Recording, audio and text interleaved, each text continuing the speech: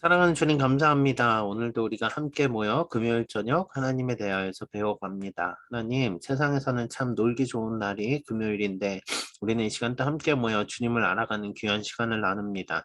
이 시간을 통하여서 하나님을 알아가게 하시고 알아가는 데서 멈추지 않게 하시며 우리가 하나님을 더 사랑해 갈 수 있도록 주님 우리 마음 가운데 역사하여 주시옵소서. 부족한 종을 통하여서 이 시간 함께 공부하게 될 텐데 오직 하나님이 기뻐하시는 하나님이 보여주시는 하나님의 뜻을 발견할 수 있는 시간 되게 주여 도와주시옵소서. 감사함의 예수님의 이름으로 기도드립니다. 아멘. 아멘.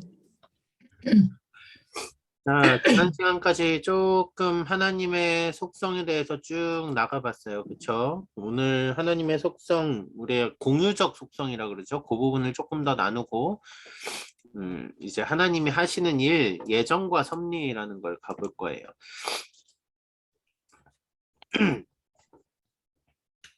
잘 보이시죠? 네. 하나님의 지난 시간 하나님의 사랑과 공의에 대한 이야기를 많이 했어요. 왜냐하면 그만큼 중요하기 때문에 그래요.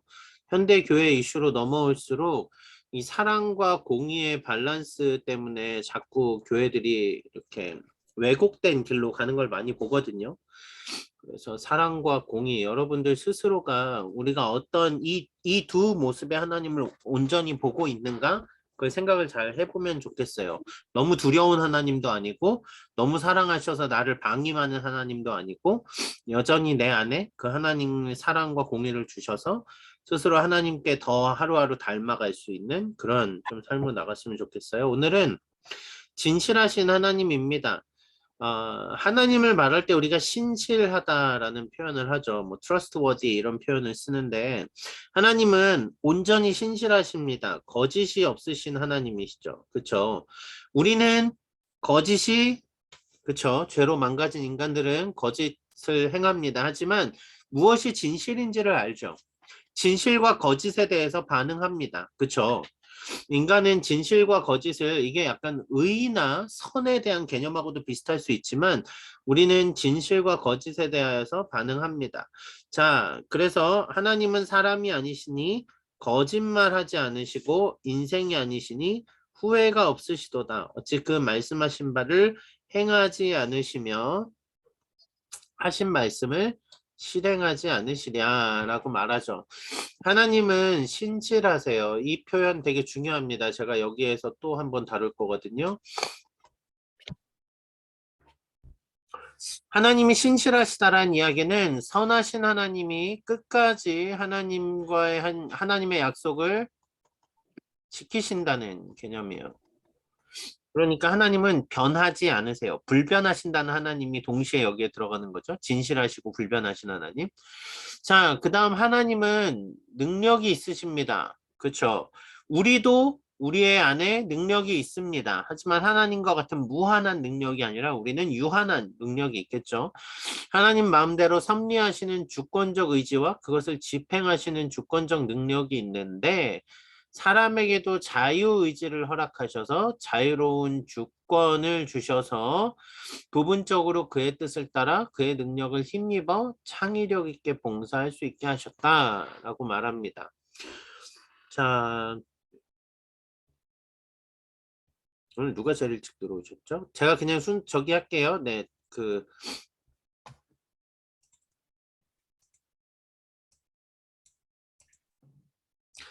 유나 간사님 이름으로 돼 있어서 제가 이름을 좀 바꾸겠습니다.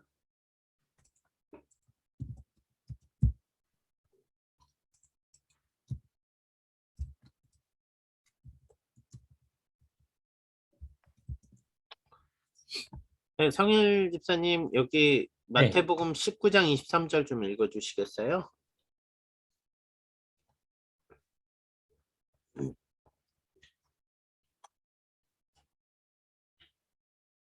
예수께서 제자들에게 이르시되 내가 진실로 너희에게 이르노니 부자는 천국에 들어가기가 매우 어려우니라. 빌립보서 4장 13절 말씀 은주 간사님 좀 읽어주시겠어요? 내게 능력 주시는 자 안에서 내가 모든 것을 할 수 있느니라. 자, 우리에게 능력이라는 게 분명히 있죠.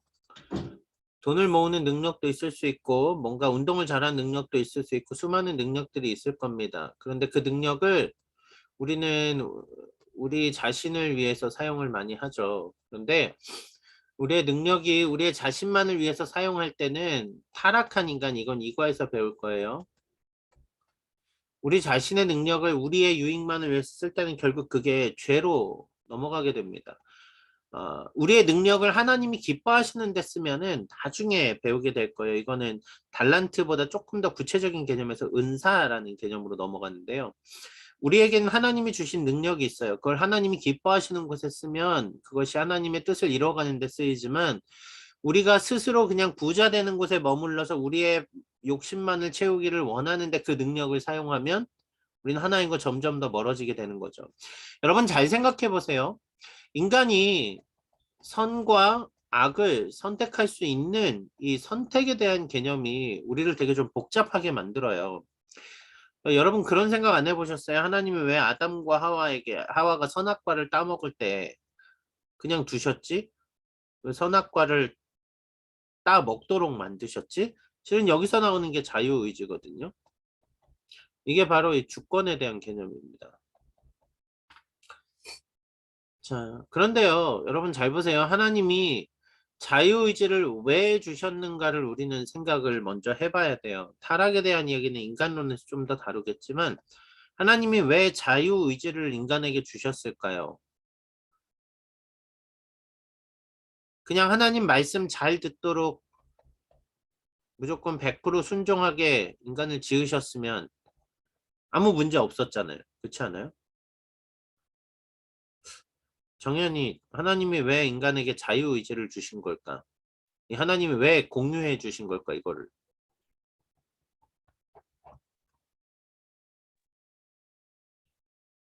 어, 인간 자신이 선택할 의지를 주셔서 음. 자기 자신이 이제 하나님의 뜻을 따를 수 있게 이런 선택을 할 수 있게 해주신 것 같습니다. 아주 좋은 표현이에요. 하나님의 뜻을 따르게 하기 위하여서 하나님은 선을 선택할 의지를 주신 거예요. 맞아요. 아주 중요한 표현이에요. 두 분만 더 물어볼까요? 소미자매, 하나님이 왜 인간에게 자유의지를 주신 걸까요? 그냥 말 잘 듣게 하지 않으시고.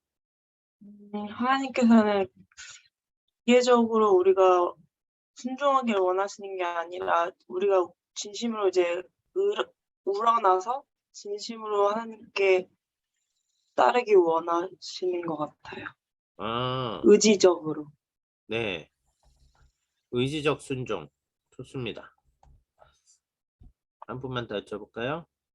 지은 간사님, 하나님 왜 우리한테 자유의지를 주셨을까요? 암으로 보실 줄 알았는데. 그러니까 물어보지 말라고 막 뭐 적고 계시더라고요. 저도 그냥 그렇게 생각했던 것 같아요. 그냥 깊게 생각은 안 해봤는데 그런 다 비슷한 것 같은데요, 진짜? 약간 그렇게 우리가 완전하지 않은 인간임을 아시니까 하나님이 그렇게 자유의지를 주셔서 믿게 하시려고 하심이 아닐까. 자유의지를 주셔서 따라오게 하신 하나님의 은혜에 대한 개념들. 실은 여러분들이 이거 제가 왜 물어보냐면요. 우리는 어릴 때 교회 오래 다닌 분들은 자유의지 하면 너무 당연하게 생각하고, 교회 안 다닌 분들은 자유의지 하면 되게 쓸데없는 걸로 생각하기도 해요. 왜 굳이 하나님이. 근데 여러분, 우리가 지난 시간에 실은 제가 그런 질문을 드렸죠. 왜 하나님이 공유적 속성을 인간에게 부어주셨는가? 실은 이 모든 반응이 하나님이 그만큼 사랑하셨기 때문에 부어주신 거거든요. 자유의지라는 거는 위험성이 분명히 존재합니다. 하나님이 불완전하셔서가 아니라 인간이 하나님을 선택할 수 있도록 하나님은 인간에게 주권을 부여하신 거잖아요. 그렇죠? 그 주권을 통하여서 인간은 선을 행할 의지를 가지게 됩니다. 그리고 하나님을 예배하는 자들로 서게 되는 거죠. 이게 되게 중요한 게 뭐냐면, 여러분들이 생각해 보세요. 제가 한국에 딱 주유소에 가면 이렇게 인사하는 로봇가 있더라고요. 인사하는 로봇의 인사를 받을 때 인사 받아서 되게 행복하다 이런 생각 하지 않아요. 로봇이니까. 프로그래밍 된 것에 대하여서 우리는 별로 감사한 반응을 하지 않습니다. 그렇죠? 만약 하나님이 인간을 프로그래밍 하셨다면은 인간은 그냥 하나님의 말씀대로 순종하는 기계적인 존재가 됐겠죠. 그런데 여러분, 애 낳으면 되게 너무나 아름답고 사랑스럽고 성일 간사님 그쵸? 되게 피곤해요. 나의 시간이 사라지고 나의 모든 그 모든 게 바뀌어요. 근데 왜 아이가 사랑스러운지 아세요? 자기 멋대로 구는 아이가 부모님과의 유대관계 안에서 점점 바뀌면서 자라가요. 그쵸? 그 아이가 아빠와 다른 아저씨를 구분한다는 것 자체가 되게 기쁨이란 말이에요. 하나님이 우리를 인격적인 존재로 주권적인 존재로 지으셨다는 이야기는 우리에게 하나님의 성품인 주권을 주셔서 그 안에서 하나님을 선택하고 하나님을 닮아가는 예배하는 자로서 바로 세워져 갈 수 있게 하신 거예요. 그러니까 하나님과의 관계 속에서 우리가 선택하고 자라갈 수 있도록. 그러니까 주권을 주셨다는 건 엄청난 하나님의 은혜죠. 이건 은혜라고밖에 할 수 없을 것 같아요. 그러니까 하나님의 이 특별한 하나님의 공유적인 속성들을 우리가 바라보면 하나님이 처음 인간을 지을 때 얼마나 사랑하셨는가를 우리가 알 수 있어요. 이미 우리가 받은 은혜를 한없는 은혜라고 표현하는데 이미 하나님의 주권이 인간에게 하나님의 성품이 인간에게 주어진 것 자체에서 이미 우리는 하나님이 인간을 얼마나 특별히 사랑한 존재로 지으셨는가를 알 수 있는 거죠. 이건 인간론에서 좀 더 진한 사랑의 반응들로 우리가 볼 수 있을 거예요. 자, 그러면서 하나님이 이제 여기까지가 하나님의 속성에 대한 이야기를 나눴고요. 그 속성을 우리에게 나눠주셨다고 했고요. 자, 오늘 원래 나가야 되는 이제 시작은 작정이라는 부분입니다. 하나님이 하시는 이 작정이라는 거는 뭐 이런 표현이 맞을 거예요. 마스터 플랜이죠. 아주 큰 그림. 아주 큰 그림이죠. 에베소서 1장 11절 말씀 우리 현주 좀 읽어줄래요? 모든 일을 그의 뜻의 결정대로 일하시는 이의 계획을 따라 우리가 예정을 입어 그 안에서 기업이 되었으니. 자, 그 다음 에베소서 1장 4절에서 5절 말씀을 저희 민경원 선생님 좀 읽어주시겠어요? 곧 창세 전에 그리스도 안에서 우리를 택하사 우리로 사랑 안에서 그 앞에 거룩하게 흠이 없게 하시려고 그 깊으신 뜻대로 우리를 예정하사 예수 그리스도로 말미암아 자기의 아들들을 되게 하셨으니. 자, 하나님의 작정이라는 게 있어요. 하나님의 작정은 뭐냐면 마스터 플랜이라는 개념인데 하나님이 특별히 이루기로 결심하신 일들 그런 개념들이죠. 자, 여기에서 우리는 어떤 원리를 찾아볼 수 있어요? 예정이라는 원리를 찾아볼 수 있습니다. 소미자매 저하고 성경 공부하기 전에 한국에 있을 때 교회 다닐 때 예정이라는 말 들어봤어요? 하나님이 예정하셔서 구원받았다? 아니요. 안 따로 들어봤죠? 네. 왜 그러냐면 예정교리는 장로교 교리예요. 여러분들이 다른 분들은 제가 지금 보니까 대부분 장로교 백그라운드예요. 그쵸? 자, 장로교에 계신 분들은 예정이란 이야기를 들어봤습니다. 그쵸? 예정이란 이야기. 성일관 사님 예전에 우리가 하나님의 예정대로 구원받았다 이런 얘기 들어보셨어요? 그래도 교회를 어릴 때 좀 다니셨으니까.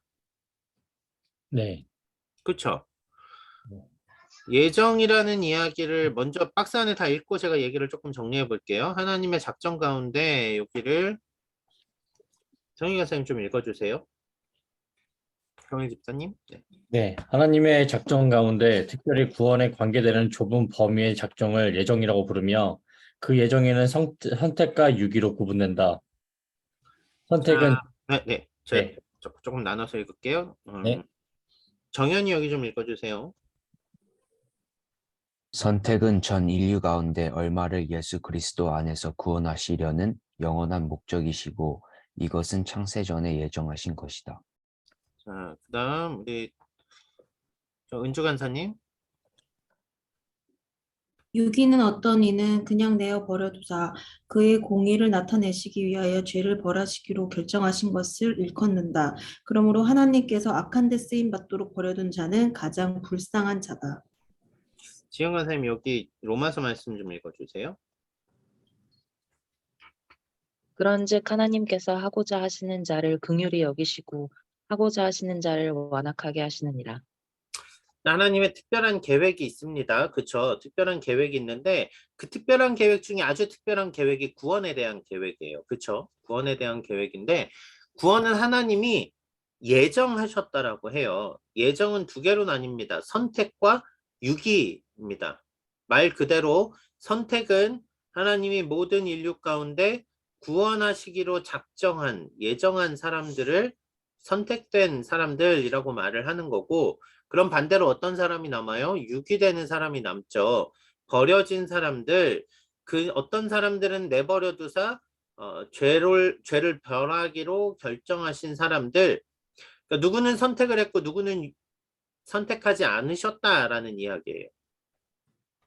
그래서 로마서 말씀에 근거해서 그런즉 하나님께서 하고자 하시는 자를 긍휼히 여기시고 하고자 하시는 자를 완악하게 하시느니라. 지금 이렇게 얘기가 가고 있거든요.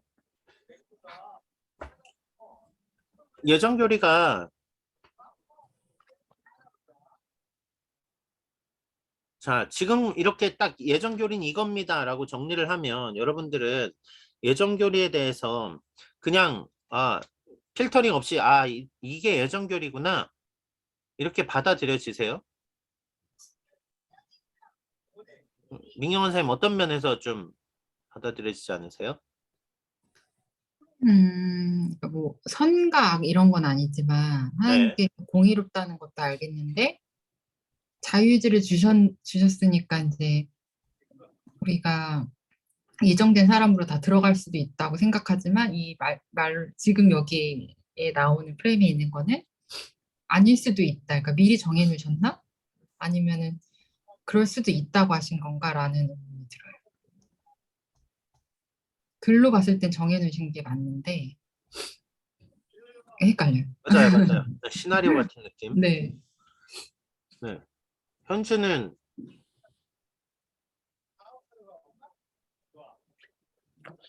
어때요? 저는 하나님이 다 사랑해서 사람을 만들었다고 생각했는데 유기하는 사람은 사랑 안 하나? 그렇게 생각했어요. 하나님을 사랑하지 않는 사람들. 이거 선택교리 장로교에서 예정교리라고 했잖아요. 제일 장로교를 세상 말로 깔 때 많이 쓰는 교리가 예정교리입니다. 너는 그걸 믿어? 이런 식으로. 소미자매 어때요? 이 이야기를 들으면 하나님이 누구는 선택하셨고 누구는 선택하지 않으셨다. 이것이 예정교리라고 해서 말한다면 이 교리가 본인은 어떻게 그냥 딱 그렇구나 받아들여져요? 아니면 좀 어떤 부분에 대해서 퀘스천이 들어요?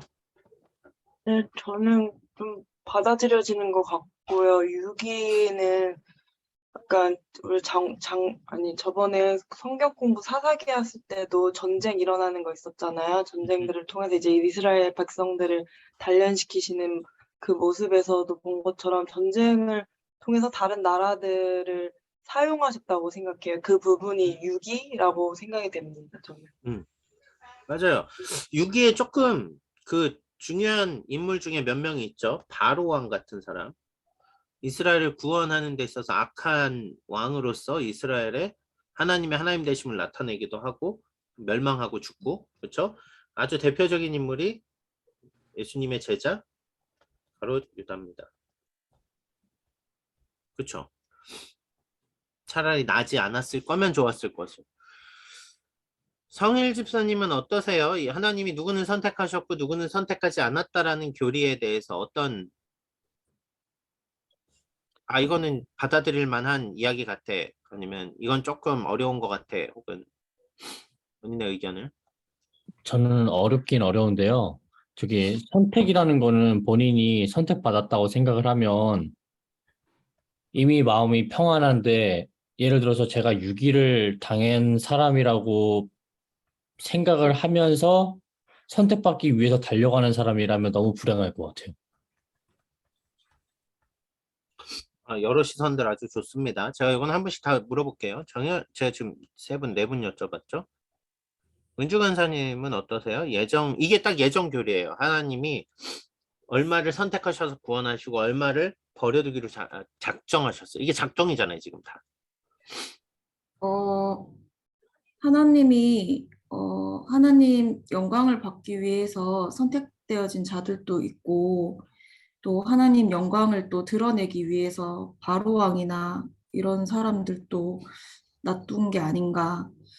뭐 사랑하셔서 다 만드셨겠지만 그 작정이라는 그 계획도 있으신 게 또 아닌가. 그리고 또 그런 사람들을 위해서 우리가 또 중보할 수 있는 게 아닌가.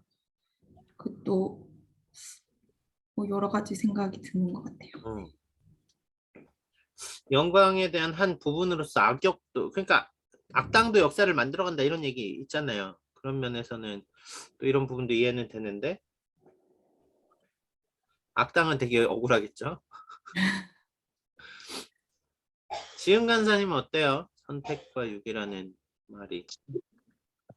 자꾸 근데 이거 뭐지? 이거 보니까 자꾸 영화가 그거 넷플릭스 지옥이 생각나가지고. 아, 넷플릭스의 지옥. 보진 약간 않았는데 센세이션이었죠. 그래요?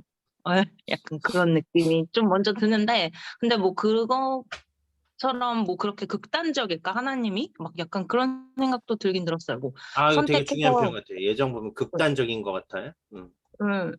그래서 뭐 하나님 우리를 사랑하시고 하니까 뭐 그렇게 선택을 통해서 또 이렇게 될 수도 있지만, 그리고 뭐 하나님은 공의로운 분이시니까 이렇게 유기를 통해서 이렇게 또 구분을 하실 수도 있지만, 그래도 우리가 열심히 또 믿고 하나님 나아가면 선택받은 사람이 될 수도 있는 거 아닌가 다시 뭐 약간 이런 생각도 아, 들고. 요 경계선 좀 왔다 갔다 할 수 있는, 그쵸. 저희 어쨌든 예수님을 믿으면 넘어갈 수 있는 거 아닌가. 이런 경계선에 대한 고민도 좀 될 수 있을 것 같고요. 안 물어본 사람? 정현이 물어봤나? 저는 제 개인적인 생각은 선택받은 사람들도 있고 선택받지 않은 사람도 있는데 선택받지 않는 사람들은 약간 좀 선택받아도 바뀌기 힘든 사람이지 않은가라는 생각이 들었습니다. 선택받아도 바뀌기 힘든 사람은 아닐까. 아주 중요한 포인트 같아요. 자, 예정 교리를 조금 제가 쉽게 두 가지 장면에서 좀 정리를 해볼게요. 화면이 어디 갔지?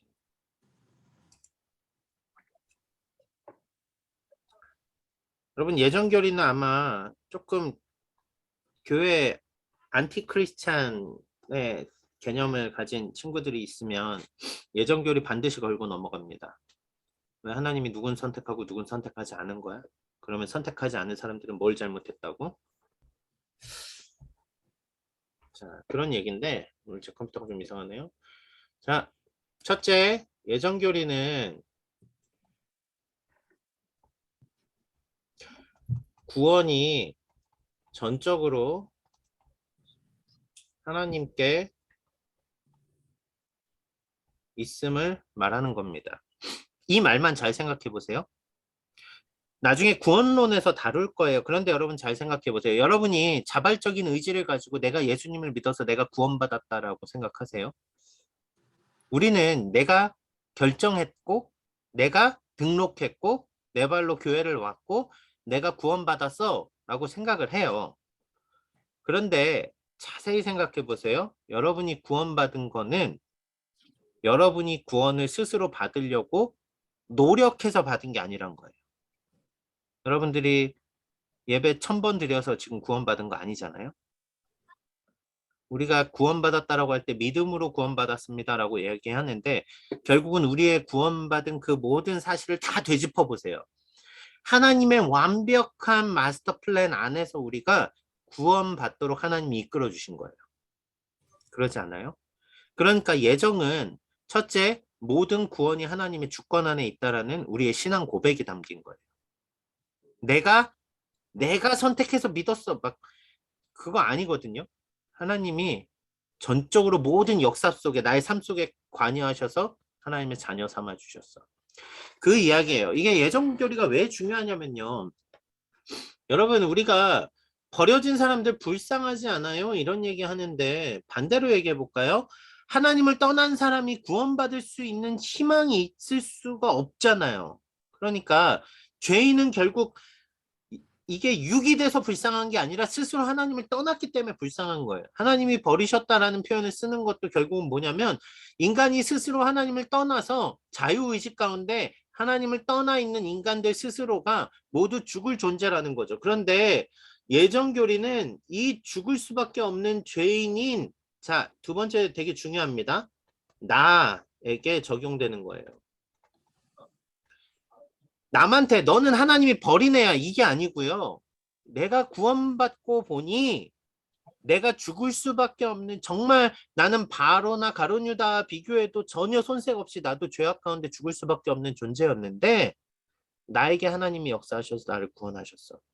돌이켜보니 이건 하나님의 예정이란 말로밖에 표현할 수 없는 거예요. 모든 사람이 죽을 수밖에 없는 상태, 모든 사람이 유기된 상태 가운데 하나님은 특별히 나를 선택하셔서 구원하셨어. 예정은 어찌 보면 신앙 고백이에요. 예정 자체가 넌 구원받았고 넌 구원 못 받았어 라고 하는 사람 구분하는 이 얘기를 하기 위해서 하는 게 아니에요. 성경이 말하는 건 모든 주권이 하나님께 있다라면 내가 구원받은 건 누구의 주권으로 구원받았어요? 하나님의 주권. 그러니까 우리가 구원받은 것을 하나님께 어떻게 할 수밖에 없는 거예요? 감사할 수밖에 없는 거예요. 장로교가 담고 있는 예정교리는 그 얘기예요. 하나님이 너를 구원하셔 끝까지 너를 책임지실 거예요. 왜? 신실하시니까. 신실하시니까. 그 하나님이 우리를 구원하기로 작정하셨다면 끝까지 우리를 인도해 가실 거예요. 우리가 자꾸 착각하는 게 뭐냐면 내가 선택해서 구원받았다라고 믿는 거예요. 내가 믿었으니까 내가 구원받았어. 자, 그러다가 신천지로 떠나갔어요. 그럼 그 사람은 구원받은 거예요? 구원 안 받은 거예요? 이게 되게 복잡해지잖아요. 그때부터. 내가 믿음으로 구원받았는데 내가 신천지로 떠나갔네, 저 사람이. 그 사람은 믿었으니까 구원을 받는 걸까? 아니면 이단으로 넘어갔으니까 구원을 못 받는 걸까? 여러분, 복잡한 거 가지고 선택이니 유기니 그런 결정을 우리가 하는 게 아니에요. 그럼에도 불구하고 얘기할 수 있는 건 하나님이 선택하신 자녀는 끝까지 포기하지 않으십니다. 우리는 자꾸 우리가 예수님 믿었어요, 나 천국 가요 이 말을 스스로 막 계속 되뇌이면 그게 구원이라고 착각을 할 때가 있어요. 우리의 구원은 거듭남이 포함됩니다. 이거 나중에 구원론 할 때 되게 중요해요. 거듭남이 포함돼요. 내가 스스로 예수님을 믿은 구원의 감격이 없는데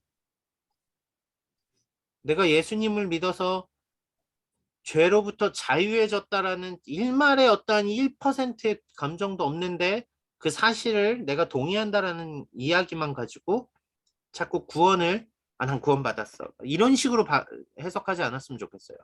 우리의 구원은 어떤 개념이냐면 바로 이거예요. 내가 용서받을 수 없는 자였는데 하나님이 나를 전적으로 구원해 주셨어. 그러니까 예정교리는 우리가 어떤 사람이 뭐 죽을 사람이 열심히 믿으면 천국 가고 뭐 누구는 열심히 안 해도 하나님이 선택했으니까 그냥 천국 가고 누구는 열심히 해봤자 실패하고 이런 선택적인 뭐라 그러죠? 그 막 원래 시나리오가 있어. 너는 아무리 해도 백날 해도 불가능해. 너는 원래부터 버림받은 애야. 얘기하시는 게 아니고 우리의 모든 인생을 돌이켜보니 하나님이 나에게 특별한 작정으로 구원의 섭리를 이루셨구나. 이 얘기예요. 이 얘기. 그러니까 결과론적으로 접근하지 않으셨으면 좋겠어요. 쟤들은 버린 인종. 쟤들은 뭐 옛날에 백인들이 그랬어요. 아프리카 흑인들은 하나님의 말씀대로 살지 않아서 저주받아서 가난해. 이런 얘기. 그런 거 아니에요. 그런 얘기 아니에요. 운명론적인 개념이 아니라 우리의 인생 가운데 하나님이 얼마나 직접적으로 개입하셔서 나를 사랑하셔서 구원하셨는가? 그 이야기예요. 그 이야기. 그리고 또 하나 약간 요거는 한 번만 더 생각해 볼게요. 믿지 않는 사람들 입장에서는 하나님 너무한 거 아니야? 누구는 선택하고 누구는 선택하지 않아서 죽게 만들고 약간 그런 변덕쟁이 하나님 같은 모습도 있잖아요. 예정론 하면. 누구는 사랑했고 누구는 사랑하지 않았고. 근데 이거를 변덕이라고 할 수 있을까? 그것도 한 번은 고민해 봐야 돼요. 왜냐면 이 변덕 때문에 자기 아들을 죽게 내어주셨다라고 말하면 인간이 너무 하나님을 우리랑 똑같은 수준으로 바꿔놓은 거 아니에요? 하나님은 변덕 때문에 누구는 살리고 누구는 죽이겠다가 아니라 모든 인류를 사랑하셔서 구원의 길을 예비하신 거죠. 그렇죠? 그러니까 하나님이 그 변덕으로 자기 아들을 내주셨다라고 한다면 우리는 너무 하나님을 잘못 알고 있는 거예요. 하나님의 사랑과 하나님의 공의에 대한 이야기도 했잖아요.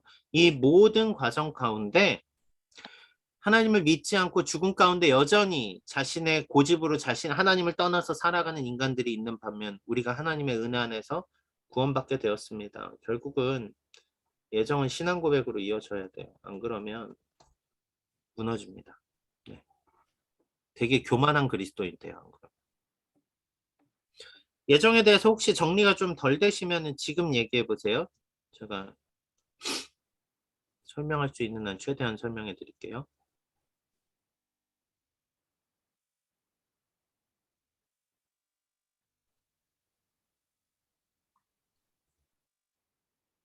어느 정도 정리가 되셨나요? 네. 예정을 하나님이 선택하고 버렸어라고 하는 결과론적인 시나리오적인 개념으로 보지 마시고 결과는 똑같잖아요. 결과는 심판대 앞에서 분명히 서겠죠. 그리고 그 주권은 하나님께 있어요. 분명히 맞아요, 그건.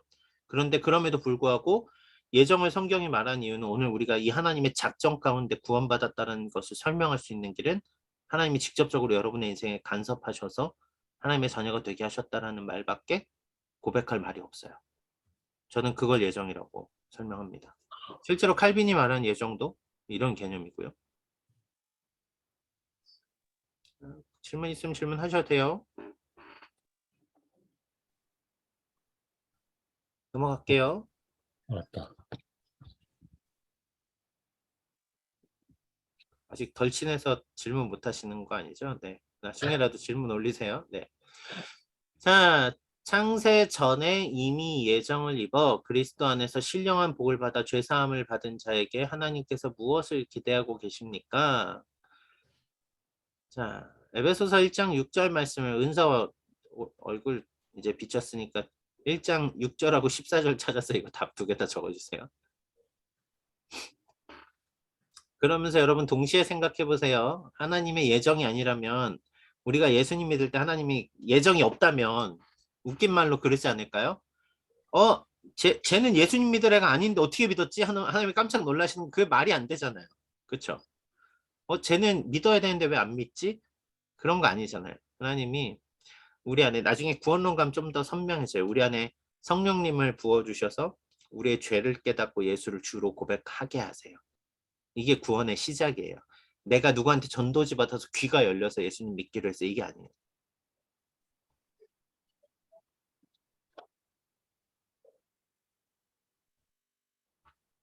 읽을까요? 네. 이는 그가 사랑하시는 자 안에서 우리에게 거저 주시는 바 그의 은혜의 영광을 찬송하게 하려는 것이라. 네, 아래 거도요.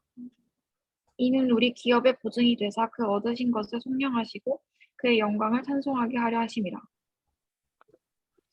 자, 하나님이 우리를 통해 회복되길 원하는 것은 하나님이 예수 그리스도를 내어주시고 우리를 다시 하나님과 온전한 사귐이 있는 관계로 우리를 예배하는 자들로 하나님의 영광을 나타내는 자들로 회복하기 위하여서 하나님은 우리를 하나님의 자녀 삼아 주셨습니다. 이건 넘어가도 되겠죠? 하나님의 영광 돌리는 삶, 요거는 제가 인간론에서 바로 다음 강에서 다룰게요. 조금 더 영광 돌리는 삶에 대한 개념은. 하나님은 천지 만물을 어떻게 창조하셨습니까? 자, 여기까지가 우선 하나님의 작정, 구원에 대한 특별한 계획이라면 여기는 이제 하나님이 하신 일반적인 하나님의 사역에 대한 하나님이 이루신 섭리에 대한 개념들로 조금 넘어가 볼게요. 태초에 하나님이 다 아시죠? 천지를 창조하셨습니다. 믿음으로 모든 세계가 하나님의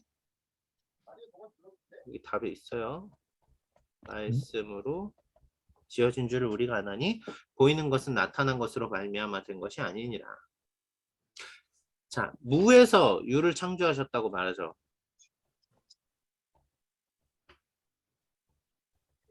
무에서 유를 창조하셨다고 말씀하시는데 하나님은 천지 만물을 아무것도 없는 가운데 온 세상을 창조하셨습니다.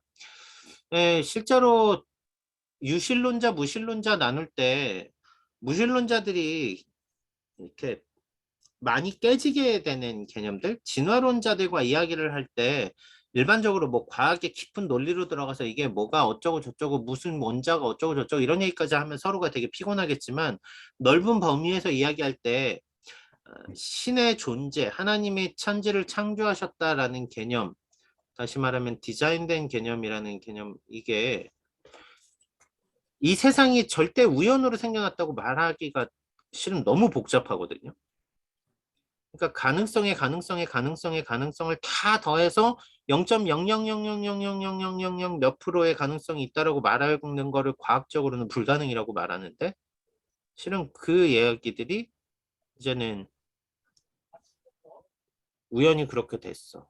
저는 실은 창조와 진화의 싸움을 붙이자는 게 아니라 우리가 무엇을 믿는가에 대한 개념에서 우리의 눈앞에 있는 온 세계와 자연 현상을 바라볼 때는 실은 이게 디자인된 개념이 아니고서는 이렇게 완벽한 모든 것들을 맞춘다는 건 거의 불가능하거든요.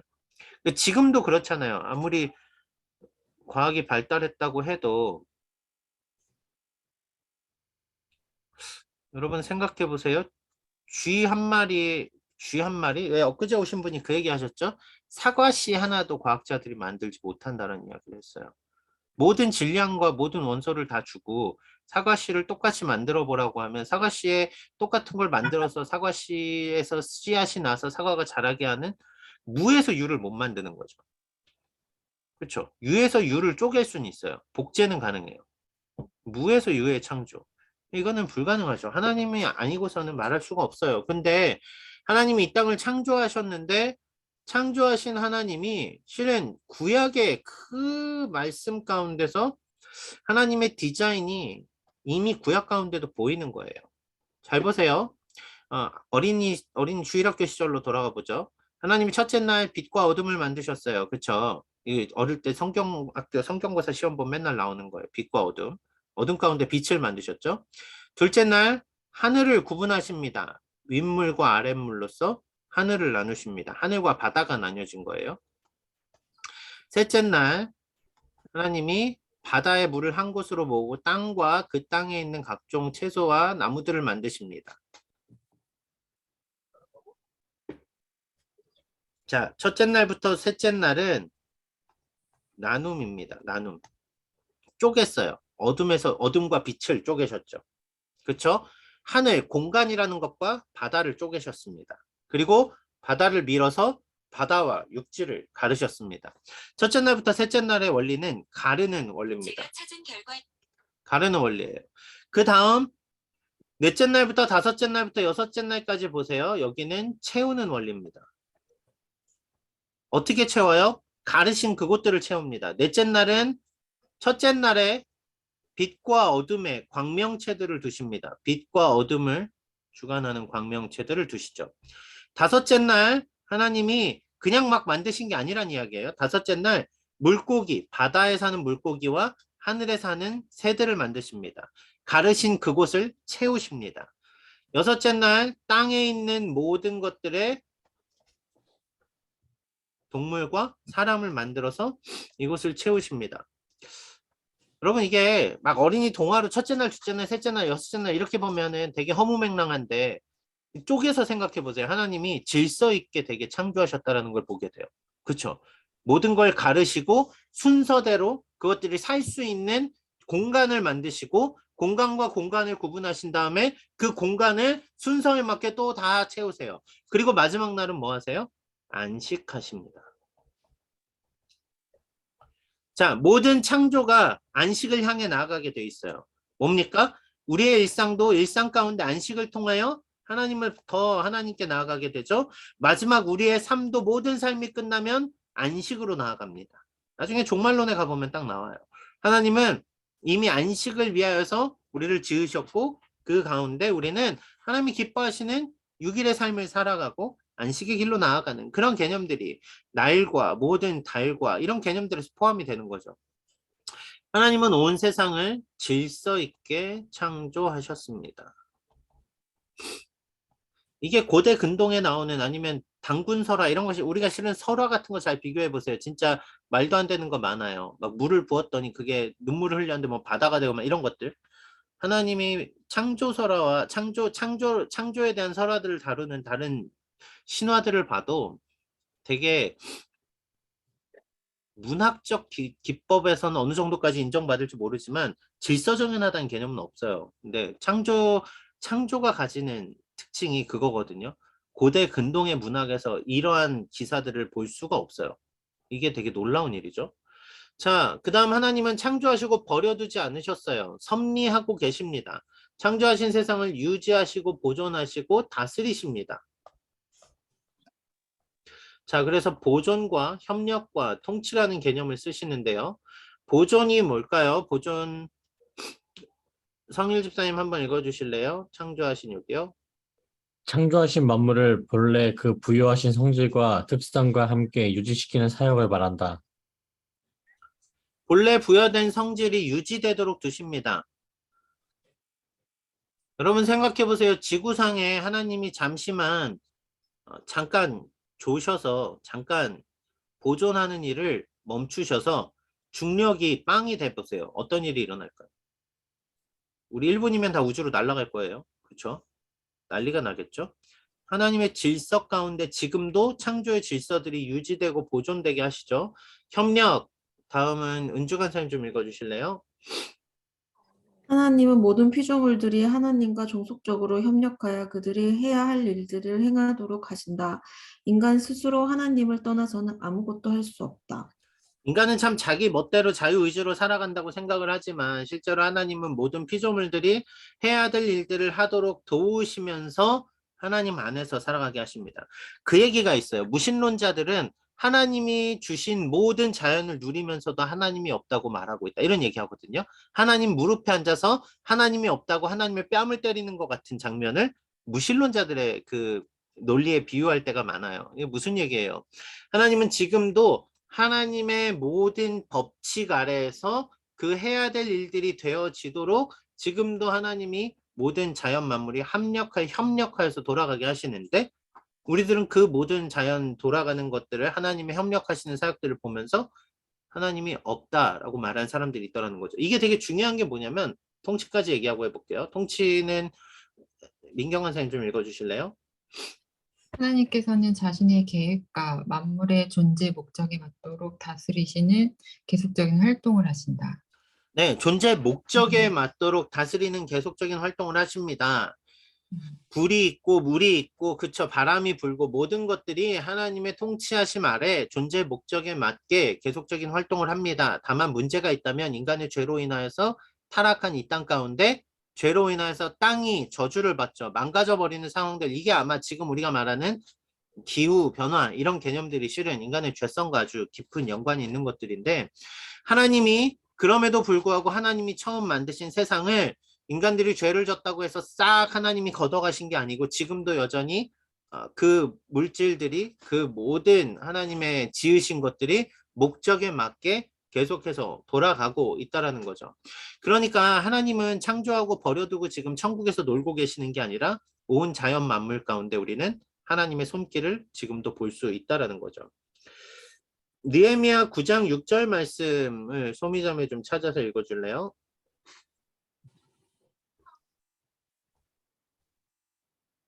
오직 주는 여호와시라 하늘과 일월 성심과 땅과 땅의 만물들과 바다와 그 가운데 모든 것을 지으시고 다 보존하시오니 모든 천군이 주께 경배하나이다. 느헤미야 9장 6절 말씀. 네, 하나님이 모든 세상을 보존하고 계십니다. 협력, 그 빌립보서 2장 13절 말씀 지은 간사님 읽어주실래요?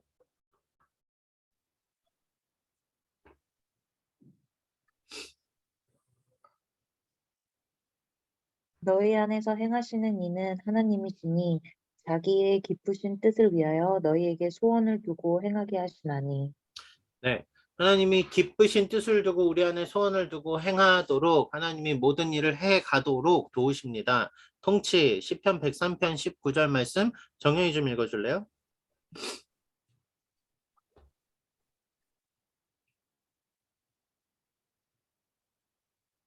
네,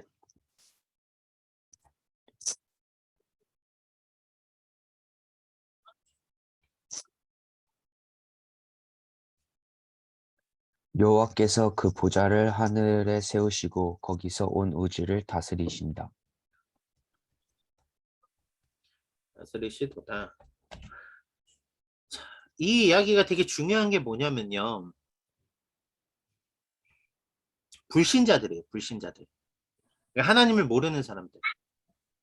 하나님을 모르는 사람들이 하나님의 존재 자체를 인정하지 않을지 모르지만 실은 온 세상 가운데 여러분 질서라는 개념 누가 만들었을까요? 1 더하기 1이 2라는 사실이 언제부터 만들어진 걸까요? 원래 존재한 질서 아닐까요? 원리. 모든 것들이 실은 하나님이 지으셨기 때문에 우리는 세상의 모든 만물을 통하여서 하나님을 알아갈 수 있게 됩니다.